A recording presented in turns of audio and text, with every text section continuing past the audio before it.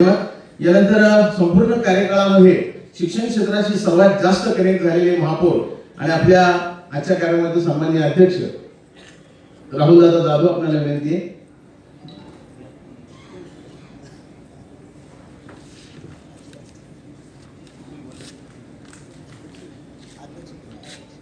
सन्माननीय महापौर राहुलदादा जाधव यांच्यासाठी एकदा जोरदार आहे. गेल्या पूर्ण कार्यकाळामध्ये शिक्षण क्षेत्रात सर्वात जास्त कनेक्ट असणारे आमचे महापौर आहेत.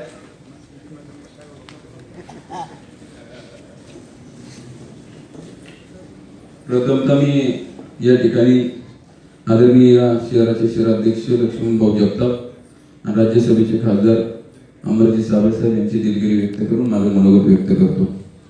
कारण की भाऊ आणि अमरजी बोलल्यानंतर माझ्यासारख्या कार्यकर्त्यांनी बोलणं योग्य नाही. मी कधी माझ्या महापौराच्या कारकिर्दीमध्ये कधीच भाऊंच्या नंतर बोललेलो नाही. त्यामुळे प्रथमतः भाऊंची आणि अमरजी साबळेंची दिलगिरी व्यक्त करतो. कार्यक्रमामध्ये काही बदल केला तो मला माहीत नाही, परंतु पुन्हा असा बदल करू नका.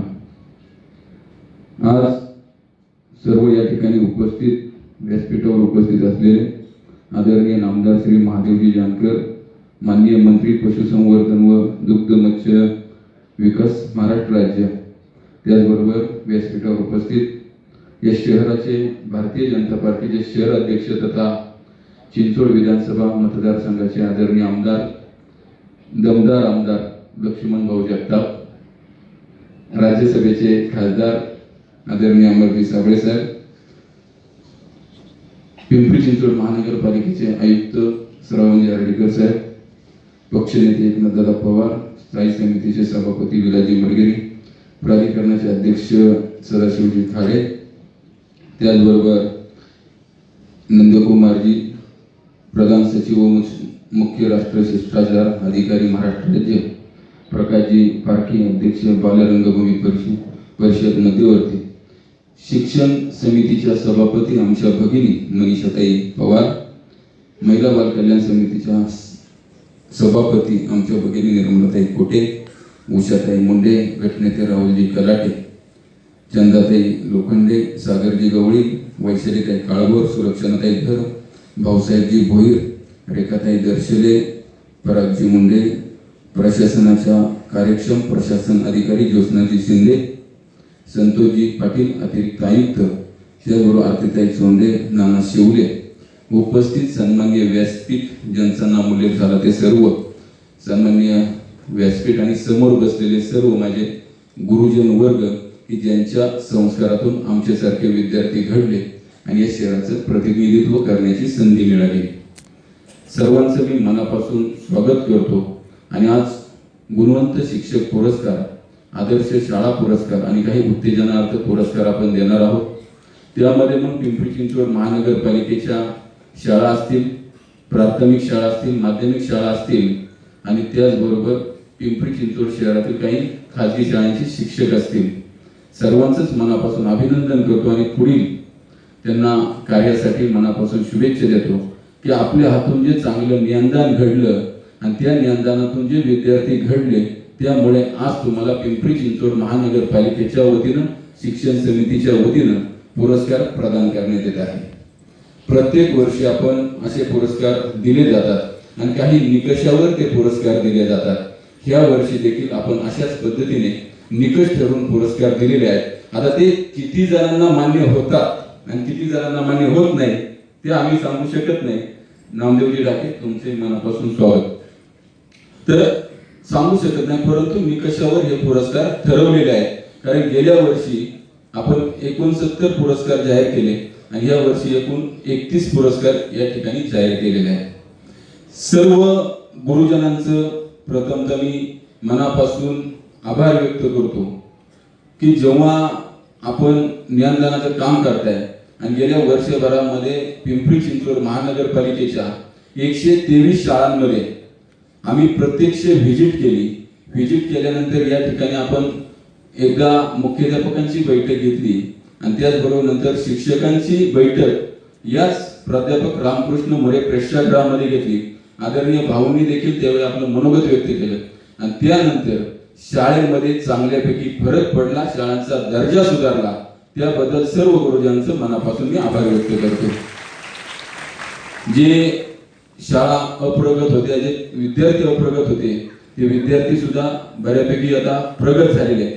अशी सुधारणा आपण करावी, कारण की आता आपलं शहर एक स्मार्ट सिटीमध्ये समावेश होऊन स्मार्ट सिटीकडे वाटचाल करत असताना या ठिकाणी आता आपण ई लर्निंगचं शिक्षण सर्व विद्यार्थ्यांना देणार आहोत. आणि त्यामध्ये 13 शाळा पायलट प्रोजेक्टवर आपण घेतलेले आहेत आणि त्याचं कामकाजही आपण आता चालू केलेलं आहे. त्यामुळे तुम्हाला आणि शिक्षण समितीच्या आस्थापनेवर जो काही निधी आवश्यक आहे तो निधी आपण या ठिकाणी खर्च करताना कुठेही मागे पुढे पाहत नाही. बजेटमध्ये भरघोस अशी तरतूद देखील आपण करत असतो. ती तरतूद याचसाठी करत असतो, पिंपरी चिंचवड शहरातले विद्यार्थी घडले पाहिजे, शिकले पाहिजे आणि पिंपरी चिंचवड शहराचं स्वप्न पूर्ण करण्यासाठी, नाव उंचावण्यासाठी आणि त्याचबरोबर आपल्या आई वडिलांचं आणि आपल्या शिक्षकांचं नाव उंचावण्यासाठी त्यांनी शिकलं पाहिजे, घडलं पाहिजे. यासाठी म्हणून आपण प्रयत्नशील असतो. पिंपरी चिंचवड महानगरपालिका शिक्षण समिती देखील प्रयत्नशील आहे. विरोधी पक्षनेते नाना काटे यांचेही मी मनापासून स्वागत करतो. उशिरा का होईना आपण आला त्याबद्दल धन्यवाद. तर आपलं आमचे मित्र आहेत चांगले, जे सभागृहात सांभाळून घेतात ते मित्र. तर सर्वजण आपण या ठिकाणी आहात आणि आपलं कार्यपद्धती अतिशय चांगल्या पद्धतीने आहे. पिंपरी चिंचवड महानगरपालिकेच्या शाळेच्या जेवढ्या इमारती आहेत ते आता चांगल्या आहेत आणि काही इमारती आपण नव्याने उभारत आहोत. प्रत्येक ठिकाणी आरक्षण ताब्यात घेऊन त्या इमारती यासाठी करतोय की त्या ठिकाणी मुलांना बैठक व्यवस्था चांगली झाली पाहिजे आणि त्या ठिकाणी ज्या ई लर्निंगचं शिक्षण आपण देतोय त्यासाठी वर्ग खोल्या देखील चांगल्या पाहिजेत. त्यामुळे आपण प्रत्येक स्तरावर शिक्षणाच्या आणि ज्ञानदानाच्या माध्यमातून कसली तडजोड न करता त्या ठिकाणी चांगलं शिक्षण मिळावं यासाठीच प्रयत्नशील आहे. तुम्ही जसं आम्हाला घडवलं तसं आताच्या विद्यार्थ्यांना देखील आपण सर्वांनी घडवावं ही देखील तुम्हाला मी नम्रपूर्वक कळकळीची विनंती करतो. व्हिजिट झाल्यानंतर मी पहिल्यांदाच सांगितलं की चांगला फरक विद्यार्थ्यांमध्ये पडला आणि शाळेच्या स्वच्छतेमध्ये सुद्धा पडलेला आहे.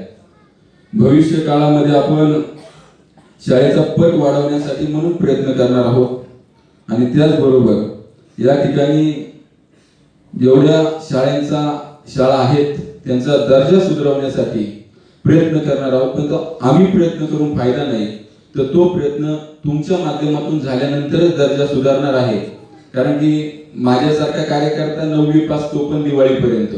मी काय शिंदे मॅडम एवढा शिकलो नाही, तर मी पण शिक्षण अधिकारी झालो असतो. त्यामुळे मी एवढा शिकलेलो नाही, तरी देखील मला भारतीय जनता पार्टीने या शहराचं महापौर केलं. त्यामुळे मी कायम पक्षाचा देखील ऋणी राहतो.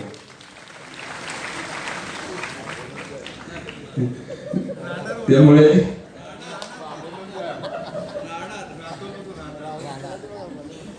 आपण सर्वजण या ठिकाणी पुन्हा एकदा मी तुमचं सर्वांचं उपस्थितीबद्दल आभार व्यक्त करतो. आणि मागच्या वेळी सुद्धा भावांनी या ठिकाणी आपलं मनोगत व्यक्त करताना सांगितलं होतं की तुम्हाला आमच्याकडनं पिंपरी चिंचवड महानगरपालिकेकडनं काही अपेक्षित आहे, काही मागण्या आहेत, ते आपण आवर्जून मागाव्यात. परंतु दर्जा सुधारवण्यामध्ये कुठेही हायवे करू नये. आज देखील भाऊंच्या मनोगतातून खूप काही शिकण्यासारखं असं मनोगत या ठिकाणी व्यक्त भाऊंनी केलं. त्याचबरोबर अमरजी साबळे खासदार साहेबांनी देखील मनोगत व्यक्त केलं. यामध्ये जे पाऊल आपण उचलत आहोत ते पाऊल यासाठी उचलत आहोत की आपली मुलं घडली पाहिजे आणि त्यासाठी तुमचे सर्वांचे आशीर्वाद, तुमचे सर्वांचे संस्कार, तुमचं सर्वांचं ज्ञानदान तेवढंच महत्वाचं आहे.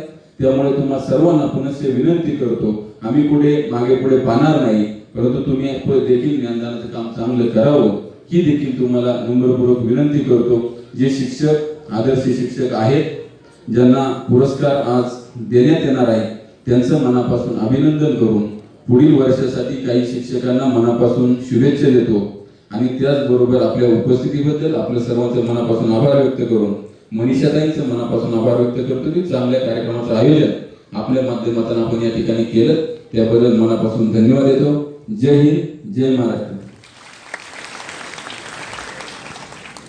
या दरम्यान उपस्थित